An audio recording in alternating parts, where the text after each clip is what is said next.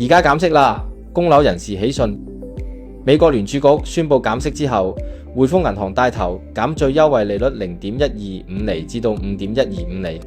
早前多間銀行下調最優惠利率，投資者可進一步節省利息開支，即時減輕供款壓力。同時，投資者入市信心亦有所增加，可帶動樓市交投量增加，促進經濟及樓按市場復甦。